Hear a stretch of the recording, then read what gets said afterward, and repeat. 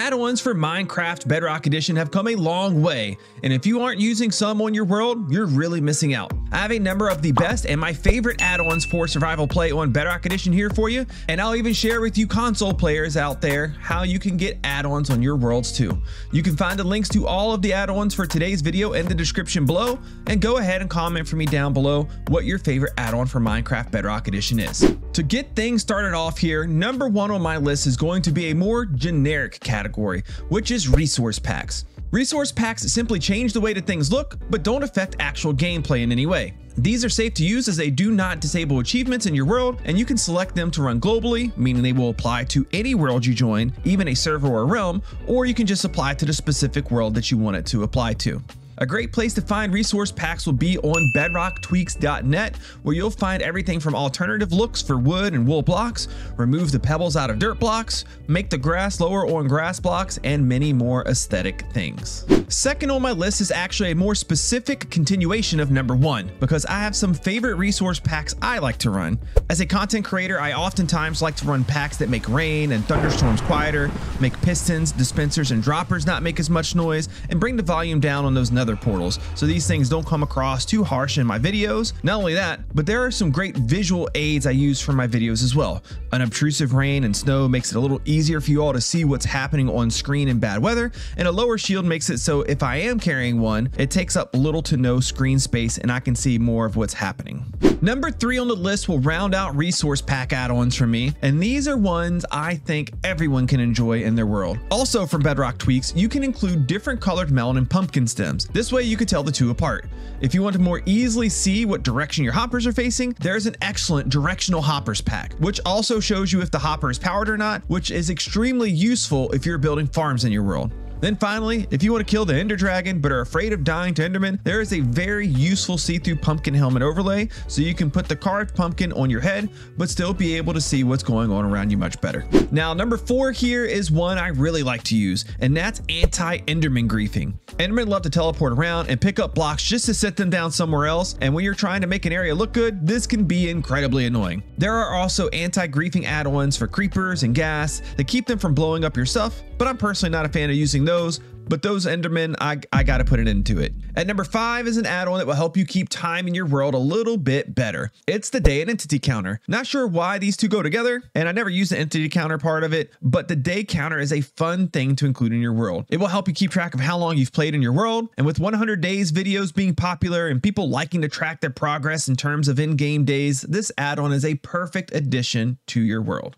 This one at number six is extremely useful, and it's the durability viewer. It will show you the durability for your armor, weapons, and tools. With this active, you won't have to just worry about trusting that little bar underneath your equipment, but instead get an actual numerical readout, just like our friends over on Java Edition can have with their advanced tooltips. So you can know exactly how much more use you can get out of that pickaxe you have before it breaks. One that I enjoy using a lot as a technical player comes in at number seven, the Chunk Border Viewer add-on. This is a very simple text overlay add-on that simply tells you on the top corner of your screen if you are standing on a chunk edge or on a chunk border. Maybe not useful to the average player, but if you like to build farms and technical redstone devices, knowing where your chunk borders are can be extremely helpful. I rather enjoy the sleek design of this pack, giving you a simple text overlay, opposed to other current working add-ons that give you a visual overlay tied to placing an armor stand down. The add-on I have for you here at number eight is likely going to be the most important one you can download if you play on a multiplayer world, at least for now, and that's the one-player sleep add-on. It does exactly what it sounds like it does.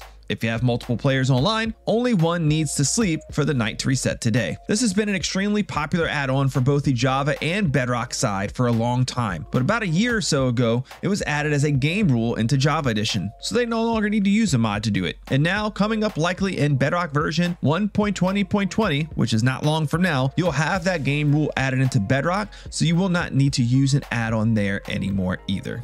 If you want the best way to play Minecraft with your friends or family, then a Minecraft server from SparkToast is your answer. A Minecraft server is a great choice as it has much less lag that allows you to see much further in your world than a realm does, while also not requiring you to be online for others to play in it like a locally hosted world on your device does. To get started with SparkToast, browse through their different tiers of server, ranging from their very affordable budget series that offer better value per dollar than Realms, or their main lineup of enterprise servers that offer amazing performance at competitive prices. Once you have your server type, amount of RAM, and any add-ons that you may want selected and purchased, your server is ready to play on. If you need any help, SparkToast has amazing customer support through their live chat on their website and on their Discord channel. Sign up today by clicking the link on screen now or in the description below, and be sure to use code Prowl at checkout to get 20% off your initial payment. I have one you may not have seen here at number 9, but it's great for the technical Minecraft player trying to measure things out for a farm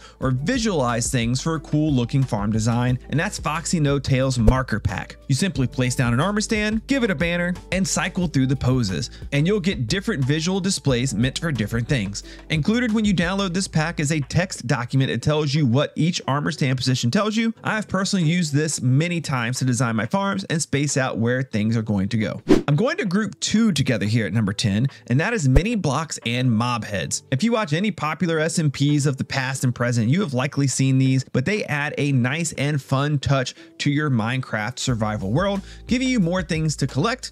And I know many of you love collecting things, but also many new ways to decorate, as you can place these little tiny blocks and mob heads around in cool and decorative ways. For number 11, I'm going to rewind just a little bit back to resource packs and recommend that if you have an RTX capable graphics card and you want to get the best look possible from it, you need to download a PBR resource pack called Defined PBR, made by MadLad. Out of any RTX pack that I've personally seen or used, it gives what I believe is the most vanilla representation of Minecraft textures possible to RTX mode, in a way that you would think Mojang themselves would do. Reflections aren't overdone, textures aren't different than vanilla blocks, everything still looks and feels like Minecraft, but just looks much better. And while this is not available yet, Mojang is experimenting with adding shaders in for Bedrock Edition without needing to use RTX. And I'm sure MadLad, knowing him, will probably make a add-on pack that will give you the best out of that as well. So again, make sure you keep a lookout for MadLad on Twitter,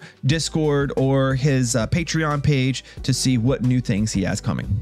And last but certainly not least, this one is an add-on but will require a PC to fully use, and it's called Structura. This add-on is great for designing things first in creative mode, then bringing a sort of outline or build guide of that creative build into a survival world. Better picture where you may want to place it, then aid you in building it up block for block by giving you a ghost representation of that build to guide you in your block placing. Using it isn't too hard once you learn how to. You first select your build with a structure block, then you export it to the folder you want on your PC. You open up Structura, select the structure, create the resource pack add-on, apply it to your whole account or just your world, and any armor stand placed will now show a ghost copy of that build for you to now follow along in building. Now, I told you console players that I would show you how you can get add-ons on your console worlds. So I want to show you how to do this, and it is going to require that you have access to a PC that has Minecraft on it. You don't have to play Minecraft on it, but you do have to have that access. So from your console on this world, you're going to want to click the edit button, and then you're going to want to click play on realm. Now, if you've never set up a realm before, you should have a free trial to be able to do this where you don't have to pay anything. If you have played on a realm before or had a realm owned by yourself, you may have to pay for 1 month of this. So go ahead and select the add a 2-player realm, and it's going to walk you through creating it and let you know it's going to charge you $4 per month. So yes, you are going to have to do that. But once that process is finished, you will then have a realm available in your list. And this is where you will go to your PC. So what you'll do is you'll go to your PC, you'll go to that realm, you'll click edit, you'll select that world. Let's say it's this one right here. And we would click edit world. From this point, you can go on to add-ons, resource packs, or behavior packs, and add on whatever packs you've downloaded that you want. Let's say you want to do 1-player sleep, add in some cool texture packs, and you want mob heads as an example. You would apply all of those onto the realm. It's going to make that change for you. It's going to re-upload that world. That world is now down there on your realm, okay? Next, you're going to go back to your console, Xbox, PlayStation, Switch, it doesn't matter. And then you're going to go to the same menu where it says realms. Your realm will show up there. You're going to click on edit. You're going to click on the world. edit world, and you're going to scroll down to the bottom here and you're going to click download world. At that point, it is now back on your Xbox, your PlayStation, your Switch. And when you go to play it, you will now be playing it with those add-ons that you've applied on the world. It's a kind of crappy workaround, I get it, but that is the method that you're going to take to get add-ons onto your console.